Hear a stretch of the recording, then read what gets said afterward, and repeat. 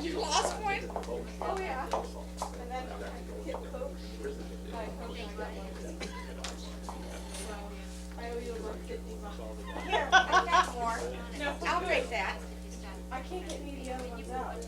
Oh, okay. You want to trade him for the water? Jones is going to join us, and when he does, we'll ready? Thank you. Call this meeting to order. First item on our agenda is public input. I understand we have a resident from Dodge Road that'd like to just Thank you. come on up. Good evening.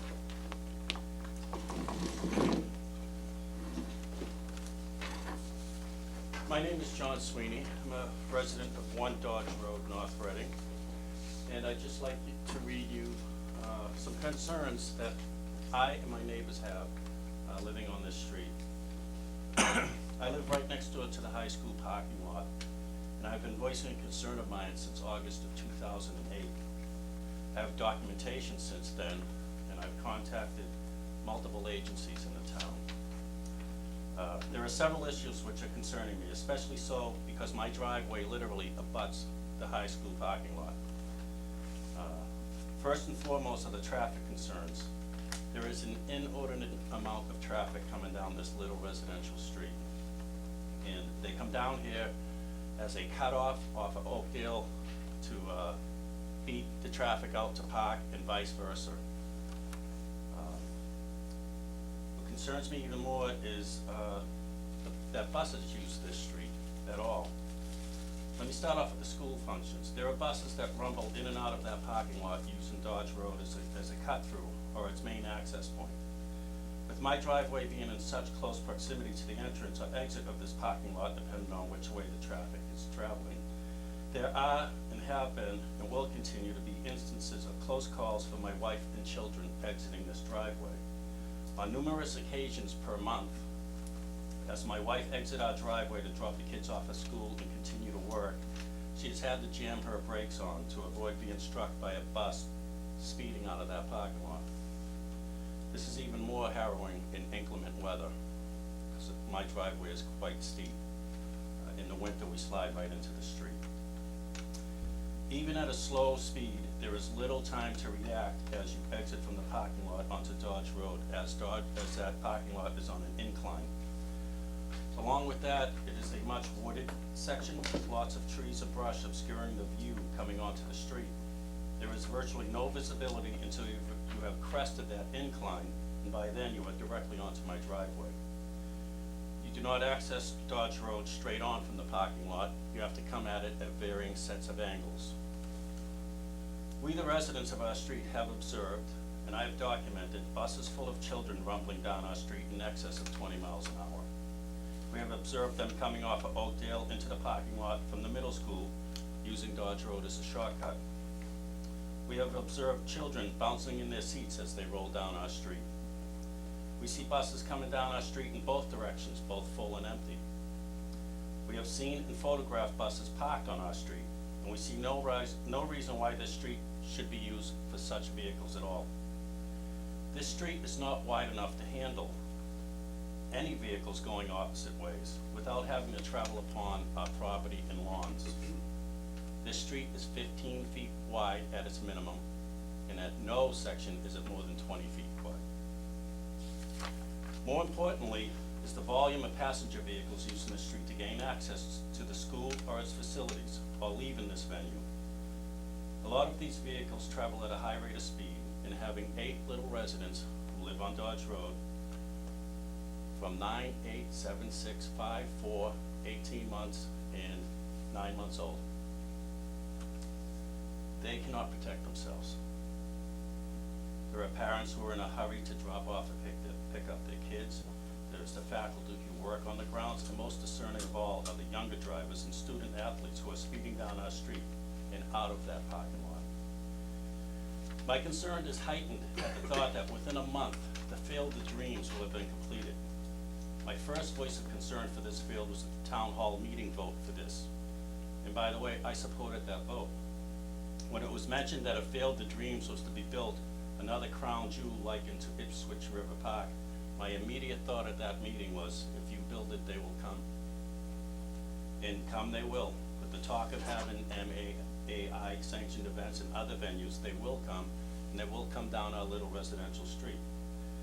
And with these sporting events come the young, experienced drivers and the reckless drivers. There will be those who are familiar with the area and those who are not familiar with the area. There will be young and old, but one certainty is that there will be more traffic coming now then than there is now. And we feel even now there is too much. The final issue is the overflow parking for events at the school. At the most recent back-to-school night at the high school, there were 40 vehicles parked on Dodge Road, making the street impossible to drive down. I contacted the police. They said they were aware of the situation and acknowledged the street was impassable. These vehicles that were parked on were obstructing driveways, obstructing access to the road, vehicles obstructing the only fire hydrant we have for that street. Life safety issues abound. If one of us residents had a heart attack or a stroke that night, we would be looking at death or long-term disability. There was no way for an emergency vehicle to come in from either end of the street. And not only that, we couldn't get out. I have voiced my concerns in writing and in person to town agencies, including the police department, the fire department, town meeting, board of selectmen, parks and recreation, as well as the town administrator. I have communicated and spoken in person to Principal Bernard. I now bring my concerns to you to say that I believe you, as the school committee and the school department, have an obligation to protect the residents of Dodge Road. That this life safety issue not only falls on the police department as a public safety issue, but that especially the school has an obligation to resolve this impending issue. That our children have the right to play on the street, to cross it without worry of being hit, to be able to chase a ball across the road. No harm should be coming to them from that. I believe you, as the school committee and the school department, have even more responsibility to protect these residents and should work in concert with the police and the selectmen and other agencies to come to a reasonable solution to a dire situation just waiting to happen. I will not give up this cause because I, as a parent and as an individual, have the responsibility to protect those who cannot protect themselves, to keep my due diligence and bring in my concern to any and every forum who will listen to me. I thank you for your time and for listening, and I want to stipulate one last thought. It is not a matter of an accident or fatality will happen, it's a matter of when it will happen. I thank you. Do you have any questions?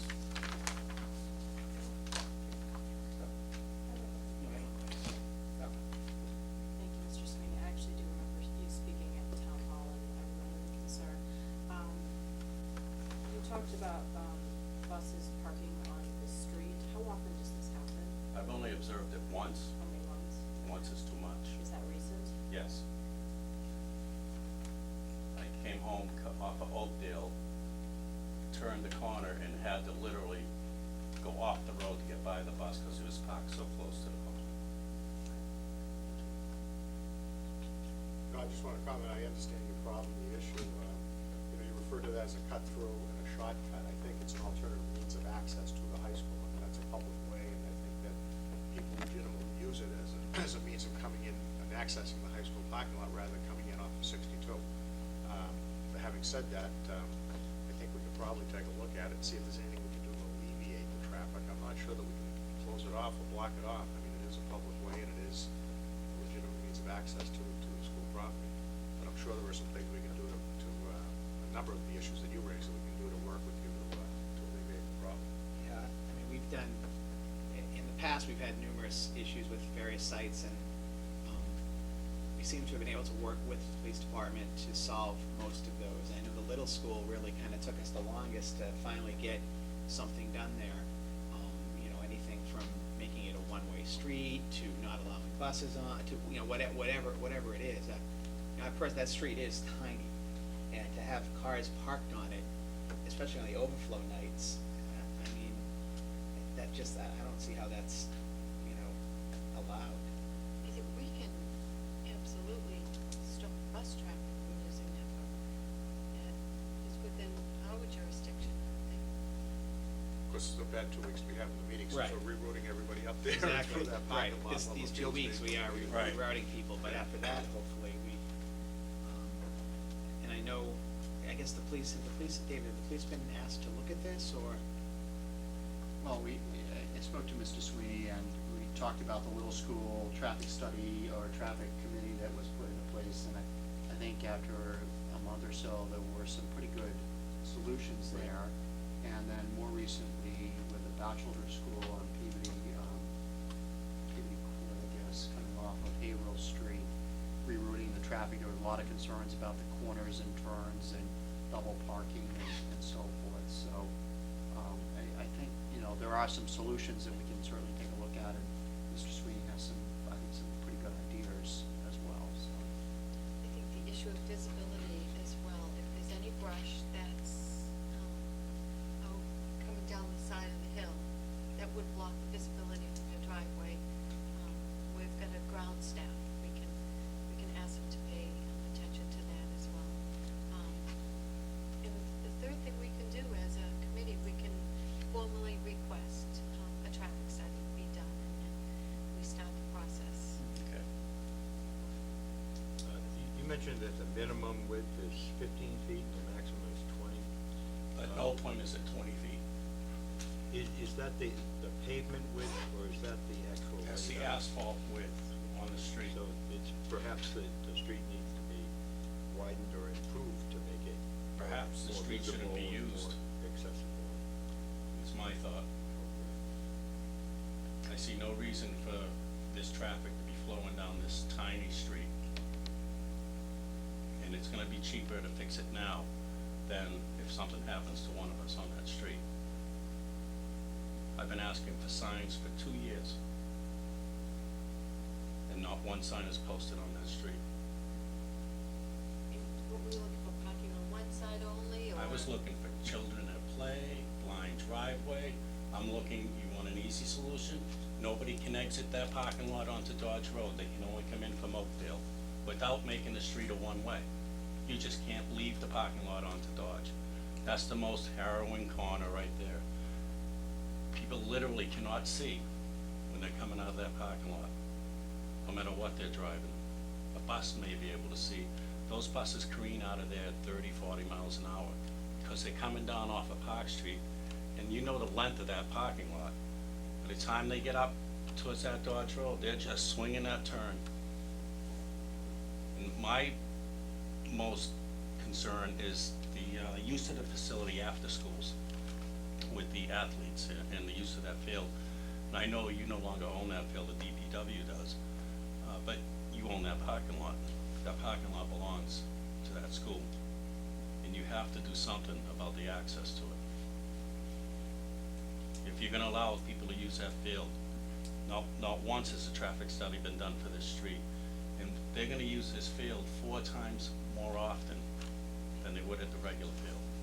And that means 4 times the amount of traffic. That's traffic every day now, not just once or twice a week. You're talking practices and games, both for football, soccer, lacrosse, and other venues.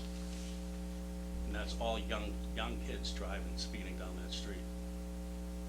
So I'd definitely like to see no exit from that parking lot. Make them exit onto Park where they should be. Put a light up there. Those might require a coordination with the police department and the DPW, because it sounds like maybe one of those situations, we have to just gate that thing, gate it closed, so you can't, either way. I suggested that August But it's 2008. something- Again, I don't know if that's a possibility or not, but it's something that would take probably cooperation amongst several different agencies to do that. Right, so So should we make a motion to request a traffic study? if you feel that give it more weight, sure. Is it gonna cost us anything? Normally saying a traffic dodge. It's gonna cost you if something happens. I'll second that. With the police department, right? Yeah, right. It's from a procedural standpoint, this is public input, so